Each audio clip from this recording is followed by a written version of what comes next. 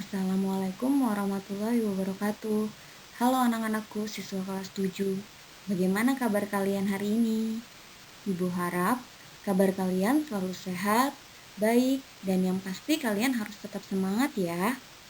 Meskipun sementara saat ini kita belum bisa bertemu secara langsung dan melakukan kegiatan belajar. Akan tetapi, hal tersebut tidak akan menyudutkan kita untuk terus semangat belajar ya. Untuk pertemuan kali ini, Ibu akan memberikan materi tentang teks deskripsi. Baiklah anak-anak, kita akan memasuki ke dalam materi. Materi yang pertama tentang pengertian teks deskripsi. Teks deskripsi adalah bentuk tertulis atau lisan yang menggambarkan secara rinci atau detail yang memiliki tujuan agar pembaca ataupun pendengar dapat membayangkan dan merasakan apa yang kita alami. Contohnya, kalian mendeskripsikan suatu objek atau tempat wisata. Jadi di sini kalian mengunjungi salah satu tempat wisata. Kemudian kalian menceritakan kepada teman secara detail bahwa kemarin kalian berkunjung ke tempat wisata kebun binatang dan melihat jenis-jenis hewan. Tidak hanya jenis-jenis hewannya, tetapi kalian merasakan suasananya, udaranya yang sejuk, dan lingkungannya yang bersih. Nah, dari sini otomatis teman kalian dapat merasakan apa yang kalian rasakan pada saat di kebun binatang. Jadi, teks deskripsi itu ialah suatu tulisan yang di dalamnya menggambarkan suatu objek. Kalian tidak hanya bisa mendeskripsikan tempat wisata, banyak yang bisa kalian deskripsikan, bisa orang ataupun hewan, benda, bahkan suasana hati kalian. Nah, sampai di sini kalian sudah paham kan apa itu pengertian teks deskripsi? Materi yang selanjutnya adalah ciri-ciri teks deskripsi. Untuk membedakan teks deskripsi dengan teks yang lainnya, kalian tentu harus mengetahui apa saja ciri-ciri teks deskripsi. Ciri-ciri teks deskripsi ada 3. Yang pertama, berupa penggambaran makhluk hidup seperti hewan dan manusia, tempat, dan suasana. Yang kedua, melibatkan panca indera penglihatan, pendengaran, pengecapan, penciuman, dan peraba. Misalnya dalam penglihatan, kita menggunakan mata kita untuk membicarakan atau mendeskripsikan sesuatu. Contohnya kalian bisa mendeskripsikan sebuah buah. Buah itu kalian deskripsikan dengan menyebutkan berbentuk bulat dan berwarna merah. Nah, dari situ kita juga bisa mendeskripsikan dari penglihatan. Kemudian pendengaran. Kalian bisa mendeskripsikan dengan mendengarkan suara penyanyi favorit kalian, kemudian kalian mengomentari bahwa suara penyanyi tersebut sangat merdu. Dan yang ketiga, contoh ketiga adalah pengecapan lidah atau rasa. Contohnya, kalian pergi ke suatu daerah. Di daerah tersebut, kalian mencicipi makanan yang khas dari daerah. Nah, dari itu kalian bisa memberikan komentar rasa masakan khas daerah tersebut. Misalnya, wah makanan ini rasanya pedas, manis sekali. Nah, dari situ kalian mendeskripsikan makanan khas daerah tersebut dengan pengecapan. Dan yang terakhir adalah penciuman. Penciuman ini bisa kalian deskripsikan dari ketika kalian mencium masakan ibu kalian. Kalian mengomentarinya dengan masakannya sangat harum dan membuat perutku terasa lapar. Dan yang ketiga, dari ciri-ciri teks deskripsi yang ketiga ada bersifat fisik atau sifat manusia seperti menggambarkan seorang ibu, bentuk dan warna. Contohnya, kalian mendeskripsikan sosok ibu tua, pastinya kalian akan memerincikan secara detail tentang fisik seorang ibu tua tersebut dengan menyebutkan rambutnya berwarna putih, kulitnya keriput, dan jalannya sedikit membongkok. Nah, itu bisa dikatakan dalam kategori mendeskripsikan fisik manusia.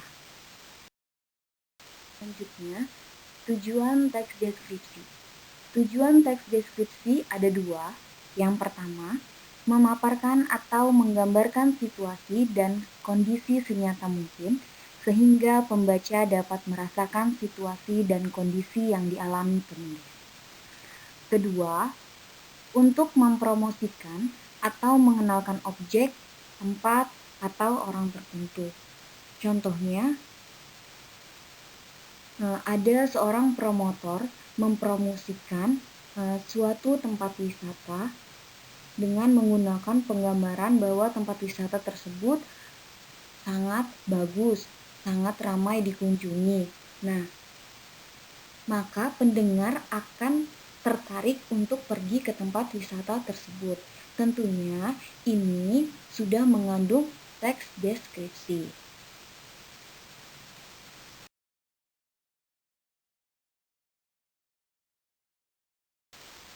Ciri teks deskripsi dari segi penggunaan bahasa.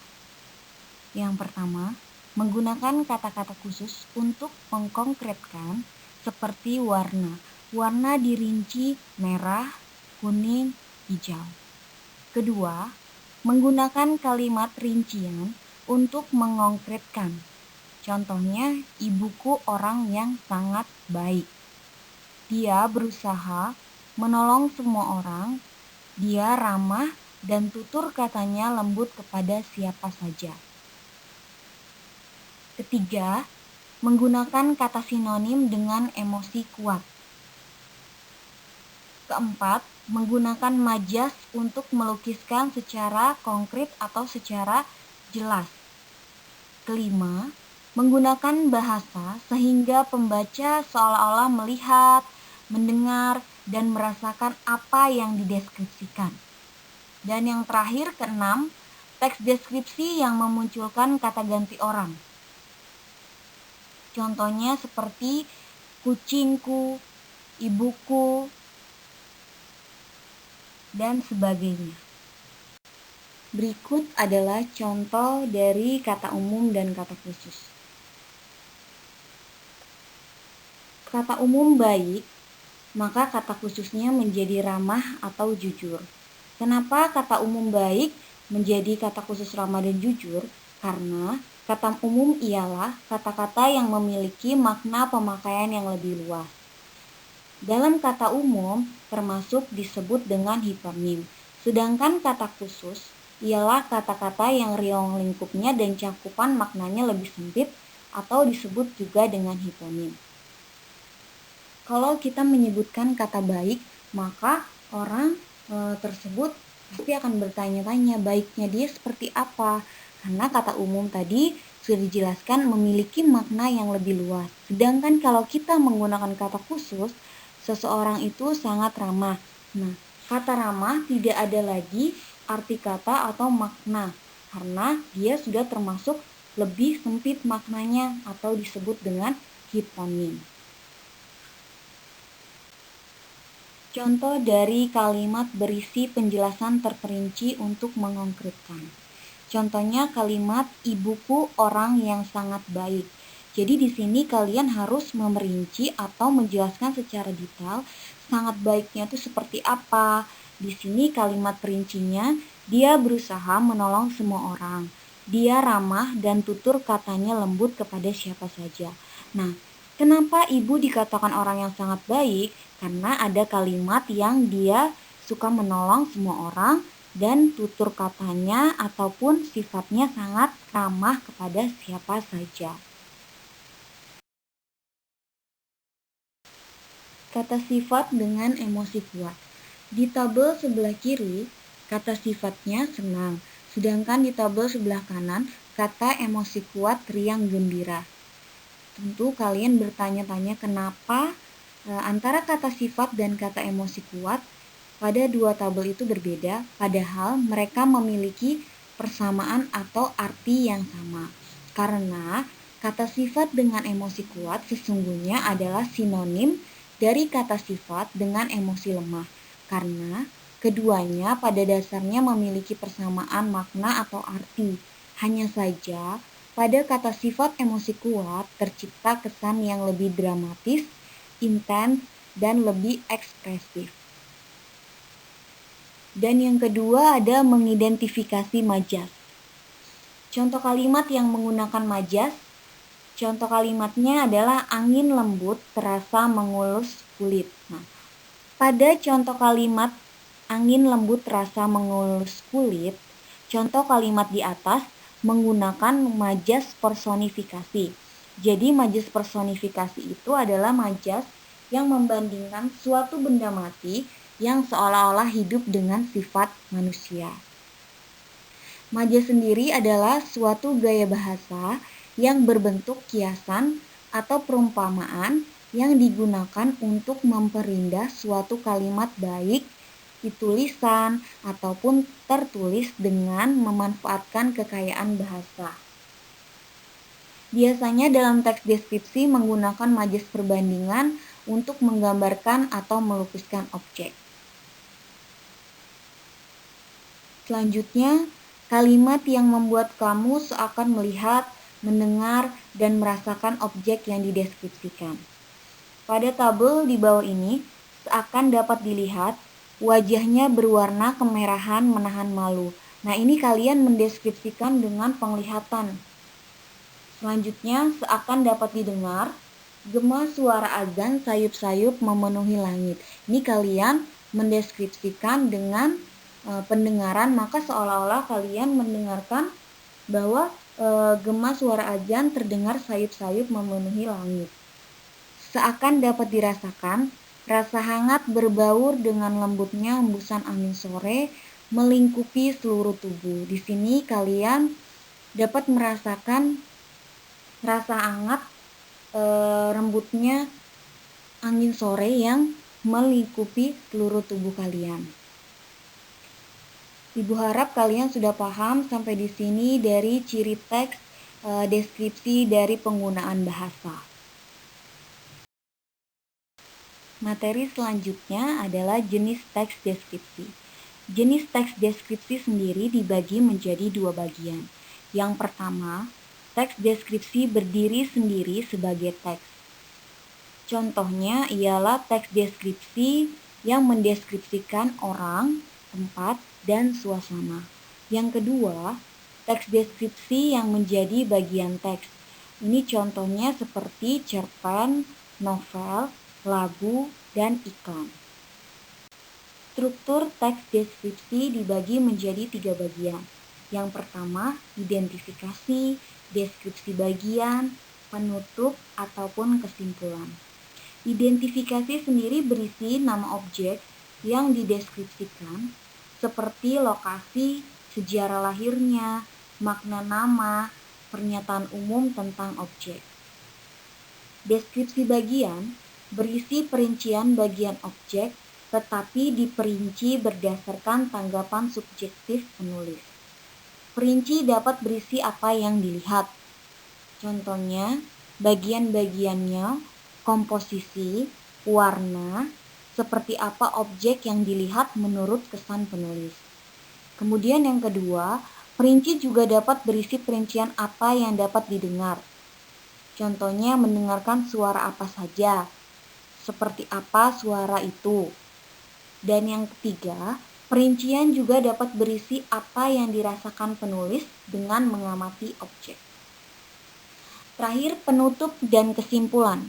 Pada bagian penutup, teks deskripsi berupa kesan umum mengenai bahasa yang sedang dibahas. Ciri bagian simpulan teks deskripsi ialah mewakili seluruh aspek penting yang telah dijabarkan pada teks tersebut.